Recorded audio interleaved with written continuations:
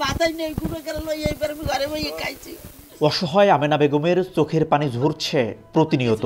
প্রতিবন্ধী স্বামী ও 4 সন্তানের মুখে 3 বেলা খাবার তুলে দিতে পারছেন না। পটুয়াখালী মেডিকেল কলেজে আউটসোর্সিংয়ে 9 বছর ধরে বাবুর্চির কাজ করে সংসার চালাতেন তিনি। তবে মেডিকেল কলেজের হিসাব রক্ষণ কর্মকর্তা সাইদুর রহমান ও ঠিকাদার আব্দুল কুদ্দুসের দাবি করা ঘুষের 2.5 লাখ টাকা দিতে না পারায় চাকরি হারান তিনি।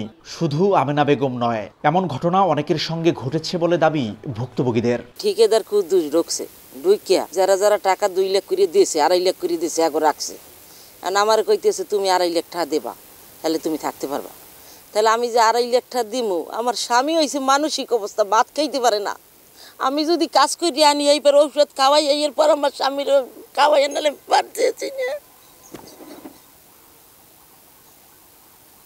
তারপর আমি 1 লাখ টাকা নিয়েছি, নিয়ে এইপর আমি দিয়েছি। সাইদুর রহমান আমার কাছ থেকে 3 লক্ষ টাকা নেওয়ার পরে তারপর আবার বলছে কি যে তোমরা চাকরি করো, তোমাদের কোনো টেনশন নাই, তোমরা তো সামনে সরকারি চাকরির নিয়ম কানুন আসতে আছে, তোমরা এত বছর ধরে চাকরি করছো, তাই এখন একটা নিয়োগ আসছে, তুমি কিছু টাকা দাও, আমি তোমার সরকারি চাকরির করে দিই।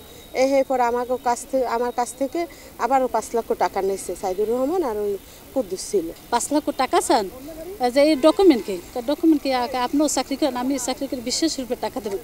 আমি কি না, একটা ডকুমেন্ট লাগে, বলে কি সব টাকার ডকুমেন্ট রাখা যায় না। আমার বাসায় এসে খাওয়া দাওয়া করে তারপরে 5 লক্ষ টাকা সাইদুর রহমান কুদ্দুস এসে দুজনে নিয়েছে। 22 সালে এপ্রিল মাসে সাইদুর রহমান এবং ঠিকাদার কুদ্দুস এই দুজনের হাতে এই 2 লক্ষ টাকা দিয়ে ঢোকার পরে আমরা প্রতি মাসে 1000 করে অফিসের খরচা হিসাবে নিত। বৈষম্য বিরোধী আন্দোলন হইল, দেশ পরিবর্তন হওয়ার পর কন্ট্রাক্টর বলতে আছে আর সাইদ বলতে আছে যে তোমরা যদি এখন চাকরি করতে হয় তাহলে তোমাদের 2 লক্ষ করে টাকা দিতে হবে, যদি টাকা না দাও তাহলে এখানে আর চাকরি করতে পারবো না। এদিকে ঘটনা অনুসন্ধানে নামলে বেরিয়ে আসে সাইদুর রহমানের অনিয়ম ও দুর্নীতির আরও তথ্য।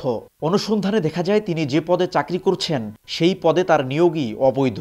স্বাস্থ্য বিভাগের নন মেডিকেল কর্মচারী নিয়োগ বিধিমালাকে বৃদ্ধাঙ্গুলি দেখিয়ে বিগত আওয়ামী লীগের আমলে প্রভাব খাটিয়ে 16 গ্রেডের স্বাস্থ্য সহকারী পদ থেকে হয়ে যান 10ম গ্রেডের হিসাব রক্ষণ কর্মকর্তা। কেশিয়ার পদ শূন্য থাকায় উপজেলা স্বাস্থ্য কর্মকর্তা মহোদয় আমাদেরকে মাঠ থেকে এনে কাজ করাতো, এই ভিত্তিতে আমরা অফিসে কেশিয়ার পদে আমি কাজ করি। আর অভিযোগ তদন্ত করে ব্যবস্থা নেওয়ার কথা জানিয়েছেন মেডিকেল কলেজের অধ্যক্ষ।